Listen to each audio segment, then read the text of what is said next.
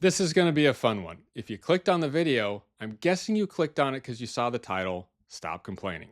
So you're either possibly a complainer who's going to light me up in the comments, or you're somebody who's like, yeah, it does seem like there's a little too much complaining going on in the hobby.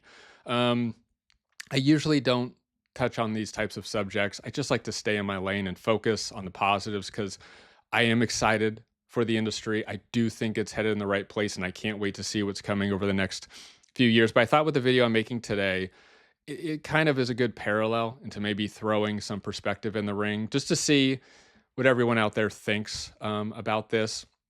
I mean, just try to maybe put some people who are off track on the right track because I do believe it might be all about perspective. Let's go back real fast. I know it's redundant. 1989, King Griffey Jr., Upper Deck rookie card. I was 9, and I vividly remember when that card was released. And I can't even tell you how bad I wanted that card. And at the same time, I never got to own it. But you know what? I had so much enjoyment from the aspiration of possibly owning that card. Almost to the point where I feel like if I actually owned it, I might not think back of it as fondly as I do now because wanting to own it, aspiring to own it, was just as exciting, if not more exciting, than collecting some of the cards that I did enjoy collecting, like a Greg Jeffries 1989, what was it, Topps rookie card. I thoroughly enjoyed that as well. And the one thing I think that that Upper Deck rookie card did also for everybody who was around at that time was it gave us a feeling that there was more energy, there was more thoughtfulness, there was just more focus on the hobby that we love. How is that bad? I think back then we were all excited. We're like, this is cool. I want to be a part of this. Whatever's going on, I'm down. Let's go. I feel like that same energy is happening now, but for some reason, some people are trying to hold on to it. They're like, no, no, no, go. Like it's like, no, go. Like let's put some more energy, thought for that. Let's go to the next. What's the next level we can take this hobby? Let's all have more fun, if that's even possible. Um, I consume a lot of sports car content on YouTube, and if you're watching this, I'm sure you do as well. And sometimes I get it. These guys, they're spending tens of thousands. Sometimes the headlines spend $150,000 at this card show. I get it. It's a lot of money. Some of these cards are insanely priced. I'm not saying they're not warranted. I'm just saying the numbers are shocking, sometimes. But you have to ask yourself, really simple. Do you want to be in that position? Do you want to have $150,000, go to a sports card show, drop it on sports cards, and now you have $150,000 worth of purchases of sports cards? Is that what you want to do? If you said yes, fantastic. That's something you can aspire to do. If you said, you know what? No, I don't want to do that. I love collecting. I love the hobby. I'm not about putting $150,000 into sports cards. I'm perfectly fine putting $5,000 or 500 or whatever it is with my collection over here. That's more my style of collecting. How has that changed from the idea that I had when I was 9 years old? If I aspire to spend $100,000 on a card show, can't that still be fun? Aspiring to be one of those guys, consuming the content, thinking one day, if I could do this, that would be awesome. This is fun. Or if you're like, no, that's not what I want. I'm cool with the Greg Jeffries 1989 Topps rookie card and have fun doing that. Then how are those guys harming you? How is this content harming the industry? How's that affecting you? It's the same it was before. Now, also, the one thing that I notice when I watch this type of content is the kids are all having a great time. The kids are having a fantastic time. They're coming up to the booth. The guys are giving them free cards. They're loving life. They're buying things that they can afford. They're seeing a card for the first time that's as much as the card they're going to buy when they're 16 years old, and their eyes get wide, but they're still loving it. They're still having a great time. Whether they want to aspire to own that card one day or it's just kind of cool to look at, either way, it's all a good time. So I don't know what all this energy is with, grown men and women my age putting I feel like a weird perspective on the hobby when it seems like the kids are still enjoying it like we enjoyed it back in the day. You're not going to be able to buy everything. Aspire to it. It's fun. The things you can go out and buy a Drake May rookie card that's really cool for $20. What's wrong with that? Who's destroying that? Are these guys spending $50,000 on a Drake May ruining your ability to buy a Drake May rookie card for your collection at $20? No. I could do it right now. Anyways, to make a long story short, and who would I be to not bring this all back to the Panini NFT blockchain? In the video today, I have a few examples I'm going to purchase from the 2024 NFL draft class. And these are like stars of the draft class. And granted, all these particular NFTs are serial numbered, as you'll see. I'm buying them all right now, not even negotiate. I'm going to buy them right now in this video for $1 a piece. While we go along, I'm going to pop up the physical card comps, whether they're PSA 10 or raw. It just depends. You know, if it's not a high value card yet, you're not going to see a lot of PSA populations because the cost to get it PSA graded is not even worth the cost of the card. So some of them will be raw. And at the very end, if you stick along, I'm going to show for my, I think $10, I'm buying 10 FTs real fast. Boom, boom, boom. I won't take this long. I won't make it drawn out. What the equivalent is in the physical world. So if you are a hobby collector of sports cards and you love it, like me, this NFT space, check it out. Maybe it's something to add to your, collector's life or whatever. Or maybe it's, just spend what Gary Vee says, spend 60 minutes on something just to see if you like it or don't like it. Just say maybe. And if you're on the other side and you've had it with, grading and you've had it with the physical world and it's all screwy and you just don't like any of it, this world is super transparent. This might be for you. So just take a quick look. Let's go over a couple things, see if you agree, and if not, we'll all move on our merry way. The first card is a Marvin Harrison Jr. Fire and Ice out of 99, as you can see.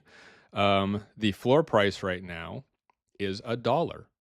All I have to do is purchase this for $1. As you can see, the comps of this particular card that I found. Now, I found raw comps. I found one SGC9.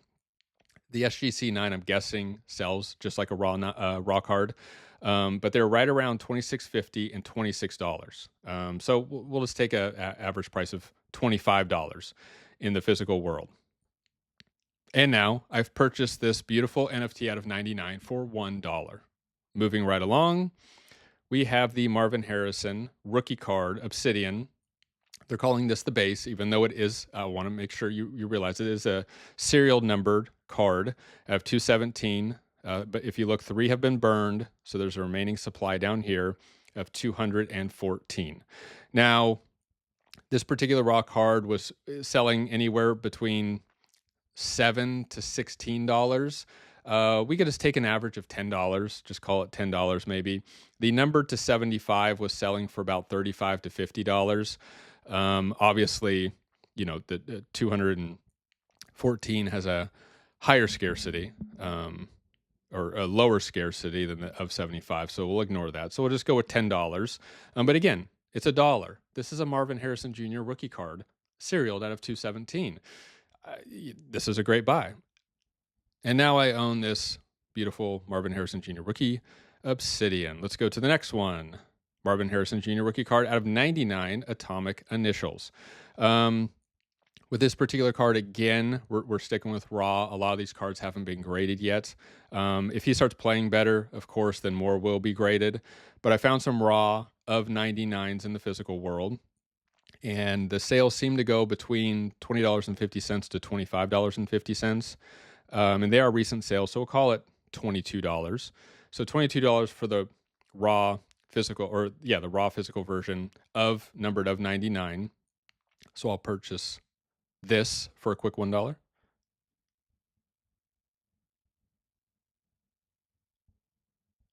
Oh, someone got in ahead of me. All right. Well, I lost that one. Moving on, we have a Ladd McConkey out of 355. This is the Prism rookie base. But again, even though it's the NFT's version's base, it is serial numbered. I saw these trading anywhere from $3 to $5. Again, until someone performs really well. And this is, based on, I usually base these on silver. The silver PSA population right now, the total population is 417. So the total PSA population of all the different grades is higher than the serial number of this one. So as the months and years go on, you can imagine the PSA 10 population alone could surpass 355 very easily. So getting this for $1, um, you know, to me makes perfect sense for the collection. And now I own the Lad McConkey Prism rookie card out of 355. Moving right along, we have the Malik Neighbors Obsidian rookie card out of 217. 7 have been burned, so the remaining supply is really 210. With this particular card, I saw the raw between $7 to $10.50 being sold. And again, I want to emphasize that these are only sales on eBay. They're all recent sales, and I only take auction prices. So this is not the buy it now where you don't really know what it was sold for. So I think $8 is justifiable for this particular card. The 217 population might be comparable at one point to the PSA 10 population. So right now, it still could be a lot lighter. And now I have a beautiful Malik Neighbors Obsidian rookie NFT for $1 out of 217. Ricky Pearsall, this is a rare out of 147.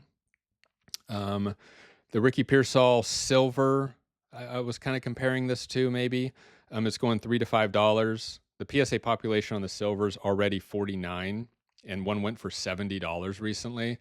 If he performs at all this season, which he probably will, I think the population of the PSA 10s will go up. So this might be very soon be able to be comped to a PSA 10 population-wise.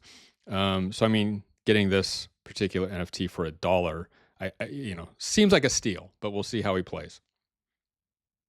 And now I'm the owner of this beautiful Ricky Pearsall rookie.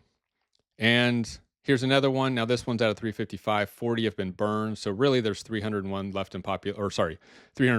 in population at this time. Again, I compare this more with the silver. Actually, the previous one, I compared out of 125 with the Prism Purple. So if you saw the price pop up on that one for $20, that's because a purple of 125, let's call it 15. So a raw Prism Purple of 125, which is more comparable to that one, which was 140, sold for 20. I'll call it 15. So that's why you saw $15 on the previous. This I comped to a silver.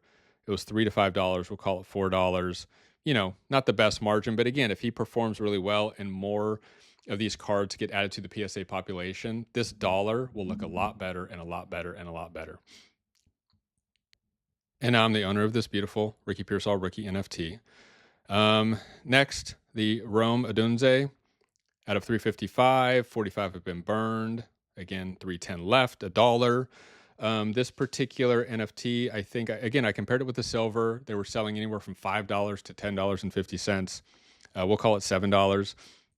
The PSA pop on that is 243 for the silver. So there's already 243 population for the silver. To think that this coming season, if he plays well with Caleb Williams, that the PSA 10 population can't hit 310, in all likelihood it could. So very soon, this dollar NFT rookie that I'm buying, population scarcities wise, is going to be a comp with a PSA 10.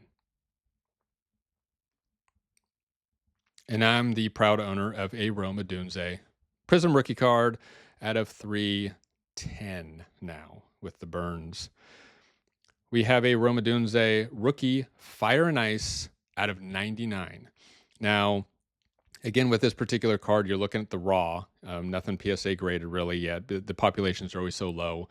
And really, they're low because people don't want to grade them yet, because sometimes the cost of grading them is worth more than the cost of the card itself, especially if you don't get a PSA 10. So I saw quite a few sales of this, 17, 15, 19.99, 29.50. I think right in the middle, could just estimate, I don't know, $18, I think is even maybe the lower middle. So we'll do $18 for this particular one because it's out of 99. And I compared it to the raw cards of the physical variation out of 99. So I'll go ahead and purchase this one. And now I'm the proud owner of the Rome Odunze Fire and Ice out of 99 rookie card. This one I purchased, I put an offer in this morning for $1 for a Drake May Obsidian rookie out of 217 to have been burned, so of 215. They accepted. So I got this Drake May rookie card out of 217, serial numbered, for $1. I also picked up the Cooper DeJean out of the rare out of 147 for $1. And also just the I thought it was a standard rookie. Okay, I got the of 99, also Cooper DeJean rookie card. Someone accepted my offer for $1. But I'm not going to do it at this point. We'll see how it goes. Maybe Spencer Rattler's cards will stick around and be a little low. But for now, I'm going to put the total right here. The cards that I've spent, I believe there was 10. So $10, what the equivalent is in the physical world. And just to show that whether you love collecting, you love the physical world, you love everything about it, fantastic. If you hate it, fantastic. Both of you, this is a place to check out the Panini NFT blockchain. Support it. Hopefully there's more coming in the future.